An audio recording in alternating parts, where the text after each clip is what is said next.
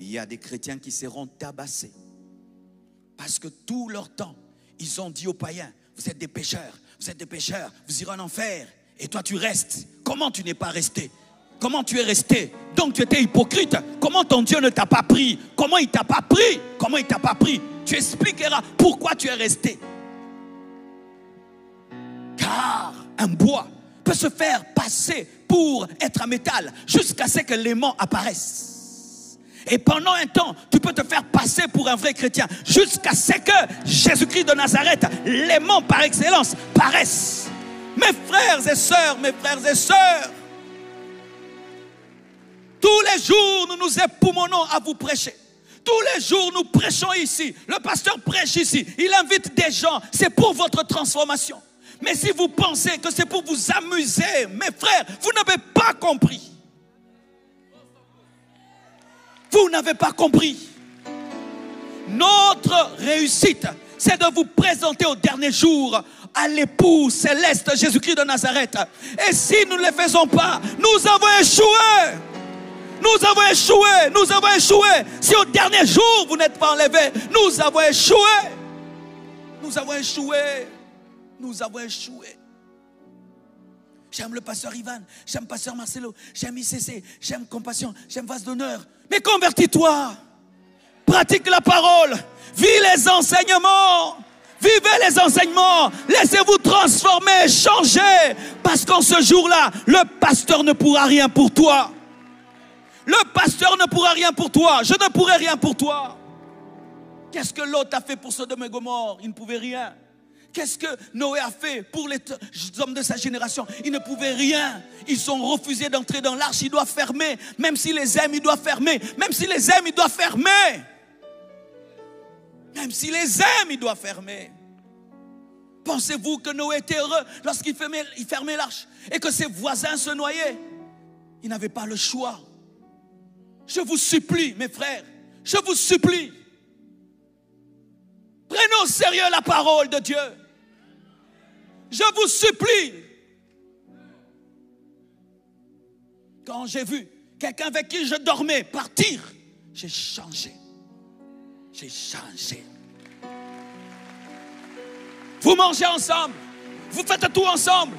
Elle n'est plus là où elle dormait. Disparue. Si ça ne te change pas, tu es fou.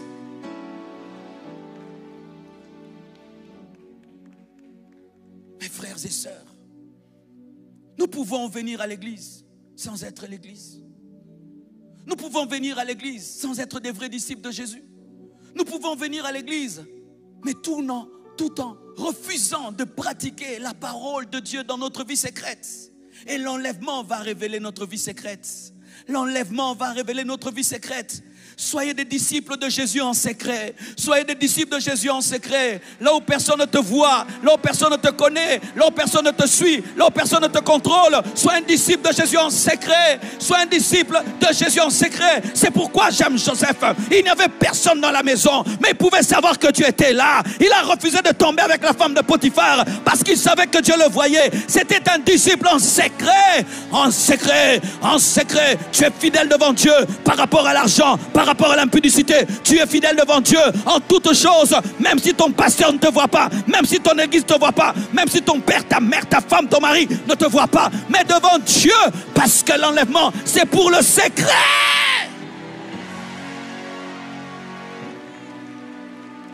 Même moi qui je prêche, si je ne suis pas dans cette prédication, je resterai. Mais moi qui te prêche comme ça, si je ne suis pas dans cette parole, je resterai. Des pasteurs resteront. Des pasteurs resteront. Des serviteurs de Dieu resteront. Des hommes connus comme spirituels resteront. Parce qu'ils se sont contentés du témoignage que les hommes leur donnent au lieu d'avoir le témoignage que Dieu donne. Que ton témoignage ne vienne pas de l'église, que ton témoignage ne vienne pas des hommes, que ton témoignage vienne du Saint-Esprit et que l'Esprit puisse dire à ton esprit que tu es un enfant de Dieu et que Dieu puisse parler de toi comme il a parlé de Job et qui a dit à Satan, tu as vu mon serviteur Job, Père, Je veux que tu traites en moi tout péché. Traite en ma vie tout ce qui n'est pas de toi. Enlève dans ma vie tout ce qui n'est pas de toi. Même si les hommes ne le voient pas. Même si les hommes ne le connaissent pas. Traite ça dans ma vie. Je m'en fous de ce que les gens disent de moi. Je veux être comme tu veux que je sois. Je refuse tout péché secret. Je refuse tout péché caché. Je refuse toute vie secrète. Parce qu'à l'enlèvement, il n'y a pas de secret. Il n'y a pas de secret. Il n'y a pas de secret.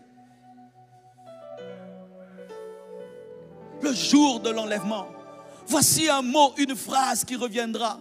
Si j'avais pris la parole de Dieu au sérieux, si j'avais bien écouté mon pasteur, si j'avais pris au sérieux ce qu'on me disait, si j'avais pris au sérieux, si j'avais pris au sérieux, mes frères, être vivant et entendre un tel message est une grâce de Dieu qui te permet de te préparer, qui te permet de te mettre en ordre. C'est une grâce de Dieu, une grâce de Dieu, une grâce de Dieu, une grâce de Dieu, une grâce de Dieu. Si j'avais pris au sérieux, si je m'étais préparé, si j'avais compris, si j'avais saisi, tu es vivant, tu peux prendre une décision ce matin. Tu es vivant, tu peux décider ce matin.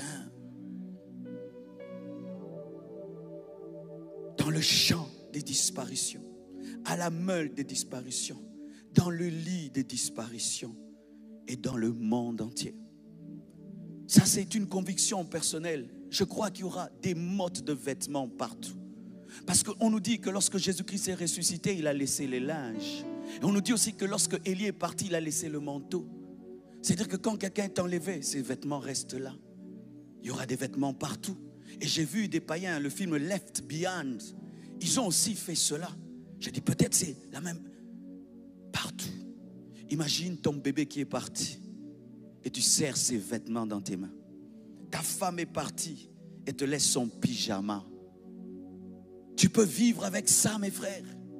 Si la prédication ne nous change pas, l'enlèvement nous changera, mais pour devenir des martyrs de la tribulation.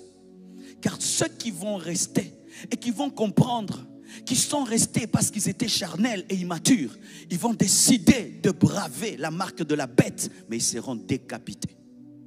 Car si tu rates l'enlèvement, mais tu refuses d'adorer la bête, tu dois accepter de perdre ta tête. Es-tu capable de cela? Regarde déjà ces petites souffrances d'ici-bas. Comment est-ce qu'elles t'ébranlent? Penses-tu que tu pourras défendre ta foi face à l'épée? Défendre ta foi face à une épée, une décapitation? Pourras-tu le faire? En as-tu la force? Combien de gens ont renié leurs convictions parce qu'ils avaient peur de souffrir? Maintenant mourir, maintenant mourir. Oui, la Bible dit qu'il y a des martyrs qui sortiront de la tribulation. Ce seront des hommes qui auront refusé d'être décapités. Est-ce que tu seras parmi eux?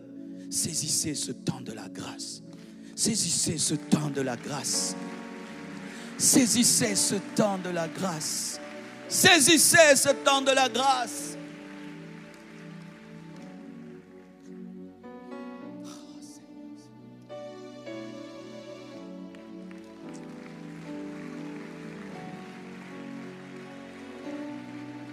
Pourquoi même les gens resteront-ils pour des choses qui n'ont pas de sens, pour de la boue? Qu'est-ce qui nous retient souvent, hein? Qu'est-ce qui nous retient? Dites-moi un peu. Qu'est-ce qui te retient? Un homme, rien que pour un homme. Une femme, la gloire, la haine, la colère. Des choses si petites vont te faire rater un grand rendez-vous, un grand événement. Peux-tu comparer son retour avec les choses qui t'attachent?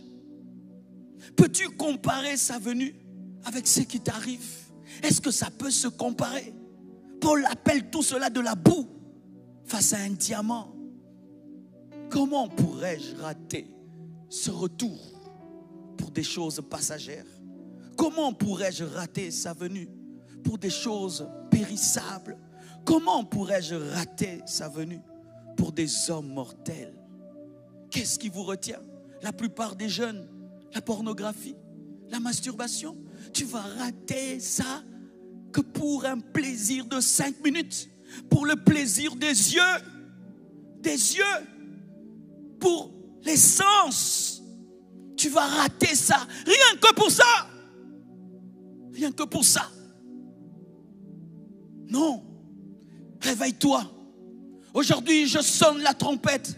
Comme cet homme qui est venu et qui a sonné la trompette dans la nuit, alors que l'épouse dormait, et lui a dit, voici l'époux, allez à sa rencontre. Réveillez-vous. Réveille-toi. Qu'est-ce qui t'arrive? Qu'est-ce qui t'arrive? Qu'est-ce qui t'arrive? Tu as commencé à oublier le grand prix, le vrai prix qui t'attend. Les noces de l'agneau. Vivre avec lui d'éternité en éternité. Tu vas le rater. Pourquoi? Pour plaire au monde. Pour ta suffisance. Pour ton ego. Pour ton moi. Des choses dont un jour même tu pourras te lasser. Tu pourras te fatiguer. Des choses dont même un jour tu te diras, mais là j'étais immature. Mais comment peux-tu faire ça? Réveille-toi. Le fait que l'époux a tardé, la Bible nous dit que même l'épouse qui attendait s'est endormie. Et le fait que Jésus-Christ tarde, l'Église s'est endormie. Le fait que Moïse tardait au sommet de la montagne, Israël est tombé dans l'idolâtrie. Et plus Jésus-Christ tarde, l'Église tombe dans la distraction. Et l'Église oublie qu'est-ce qu'elle fait sur la terre et ce qu'elle attend sur la terre. Comme Israël ne savait plus ce qu'elle faisait dans le désert. Avons-nous oublié pourquoi nous sommes là? Nous sommes là pour le manifester sur la terre. Nous sommes là pour gagner les âmes sur la terre. Afin de lui présenter une moisson au dernier jour. Si ce n'était pas le cas, il nous aurait pris déjà le jour de notre conversion. Mais nous sommes encore sur la terre parce qu'il y a un travail à faire. Briller dans les ténèbres et partir.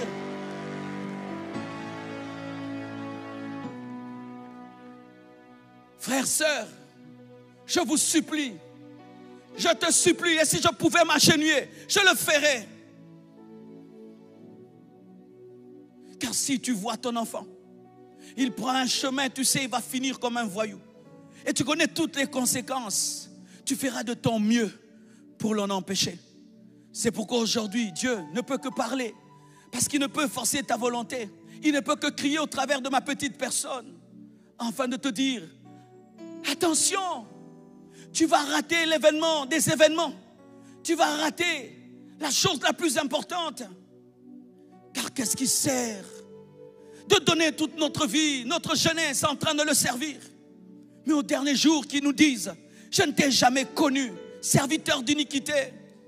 À quoi me servirait-il de prêcher sa parole toute ma vie? Et puis qu'ils disent un jour, Marcelo, tu ne m'as jamais servi. À quoi ça te servirait de venir dimanche après dimanche? Et puis qu'ils te disent un jour qu'il ne t'a jamais connu.